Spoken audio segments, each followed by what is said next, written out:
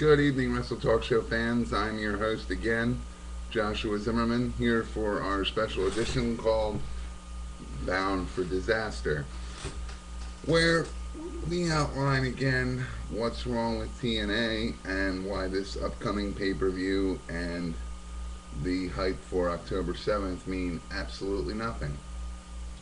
Let me start off the show by thanking our YouTube following and our following in general, as over the last week our demographics have improved. We want to thank the 15% of female viewers that have now started to watch this program. We greatly appreciate it. And the 34 to 54-year-olds that are also in the demographics. Shout outs to you all, and thank you very much for again following. As always, you can follow here on YouTube or WrestleTalkShow.webs.com and send any emails or suggestions or show questions to cwecompany@gmail.com. To start off, news bits and rumors. In a interview held earlier this week, last week, actually, towards the end of last week, to be correct, Linda McMahon's been confronted on her work in her work in WWE, as it's her only relevant work experience since running for Senate, but for some reason she does not want to discuss it. One would wonder why. She says that the Connecticut voters do not want to hear about all this, but they really do. We all do.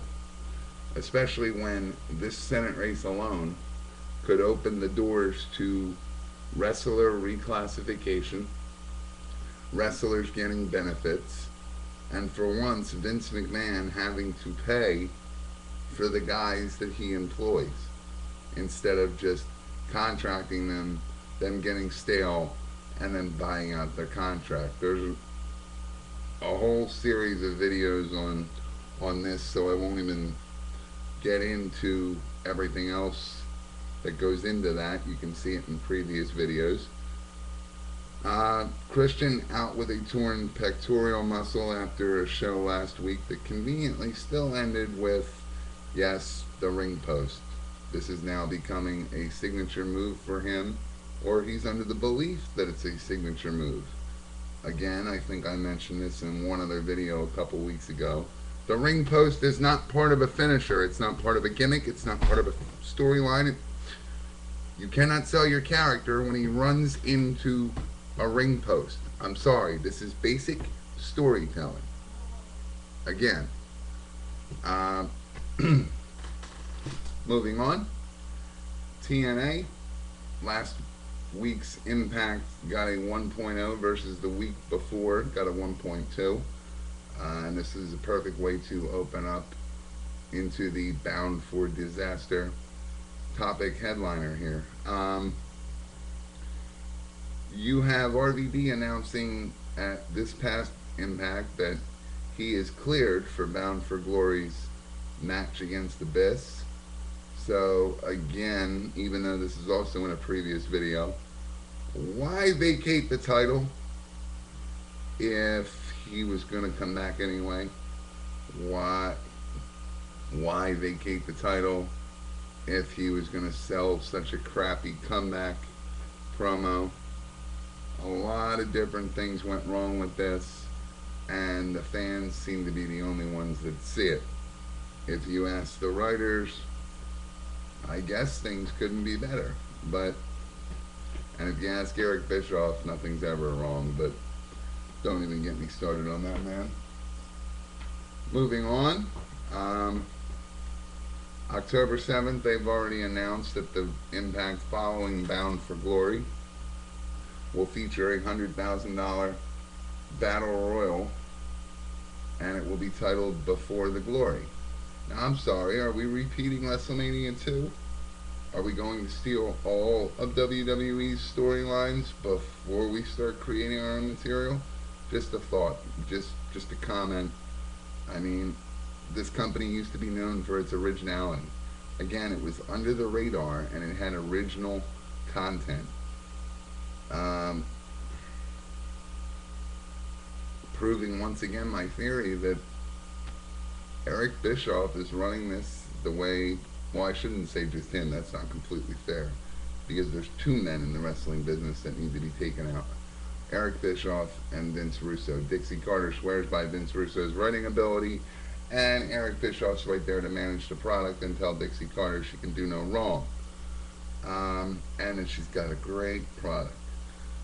Because they're all worried about becoming unemployed. And if they had a product worth watching, I wouldn't argue this stance. A lot of you think that I have it in for TNA, and I don't. I'm greatly disappointed in how TNA's kind of regressed, whereas you would say a promotion's progressed. And I understand storylines are hard to do. Decent storylines nowadays with spoilers and the internet is a very difficult thing to do. We've seen in WWE that a spoiler gets out the night of or the night before, and a company's forced to change its tracks to where it tries to make the fan believe the direction that you seen coming wasn't the direction that the company was going at all, which enforces my argument that nothing good comes from spoilers. It ruins your element of surprise if an hour after a live slash taped event, there's updates about it. You want to see what's going to happen next. And if you're TNA and what happens next means absolutely nothing, then why would you follow it? These writers need to sit down in a locked room, come up with a build to storylines that mean something. And it's hard, yes, to root out the moles and hope that everything goes right. Yes, it's going to be an uphill battle should they ever choose to go back to their original content. Their original content, no one else's. Um, but that's part of this game. This game's expensive. This game is mean, cutthroat, and it used to be that if you didn't have the current product or a product people wanted to see, you didn't survive long. Now you have a wrestling conglomerate, I'll call it, because that's what it turned itself into, that let us all down. Um, they bought all these companies. We thought the brand split was going to be good. You find out Vince McMahon, if he didn't create it, which has always been the stance, if he didn't create it, it doesn't mean anything. So he weeds it out, narrows it down, and ultimately phases it out. It's a three-step process with him, but he likes to make you think that it's not going to happen when we've seen it happening. All these wrestlers showed up, all this promise seen for all the shows, because you had to put, it almost meant that headliners were going to be on every major brand that WWE controlled. And now, if you look at the roster, it's just Raw and SmackDown. And they narrowed down again when they got rid of ECW. And now you have TNA trying it again. And now you have this scenario where you're a stable company under the radar, and because of your one writer and one management official personal grudge, they've taken original content and turned it into, let's just redo what WWE did last week. Just call every show that. This is what WWE did last week, and we're going to try and do it with our guys. Let's be honest. I'm not looking forward to October 7th. I'm not looking forward to Bound for Glory.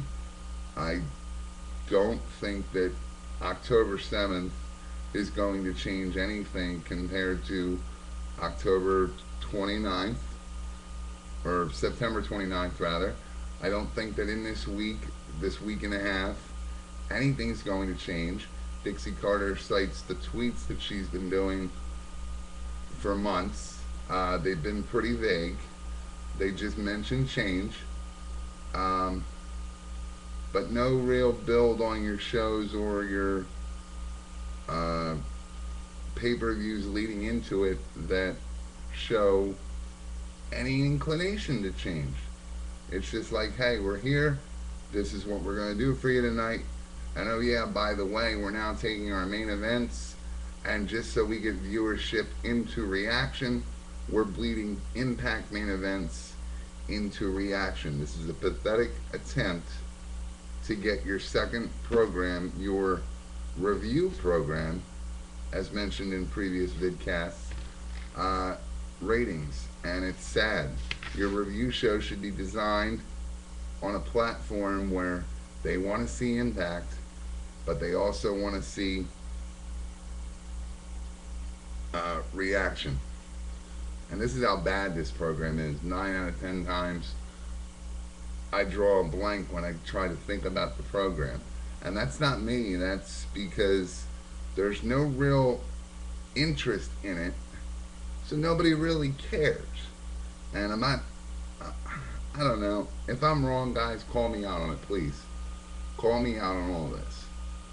If I will sit through this, because this is my passion, this is my business, this is my industry that we're talking about. I remember wrestling from 10, 15 years ago, and it was a hell of a lot better. And I'm just here to make that known, that this process is not as hard as it was made out to be. I don't think anything's going to change on October 7th. I don't think that the RVD situation was handled properly. You're going to get a main event. But then what was the point of opening up the title, vacating the title? Again, you used the storyline you didn't even have to use. Again, if your main eventer was going to cut a crappy comeback promo over the phone, your own company knew it was sloppy, but they were airing it either as it happened or pre-tape. Maybe they didn't bother to listen to it. It wouldn't be a complete shock, but none of the end result, nothing TNA does matters. And I don't think Bound for Glory is going to be any different. This we stuff is just NWO. My opinion. It has something to do with Eric Bischoff and Hulk Hogan. And I don't see it being good for the wrestling fans. I really don't. And you have to wonder, again, why Spike is carrying this program when they have so much. Hell, their original programming, the stuff that Sci-Fi carries exclusively, gets better ratings than wrestling does on Sci-Fi. Wrestling's already suffering. We might as well put a bullet in its head if all this hype is going to go absolutely nowhere. This company was great 2, 3, 4 years ago. And I think everyone can see what made it not so great anymore.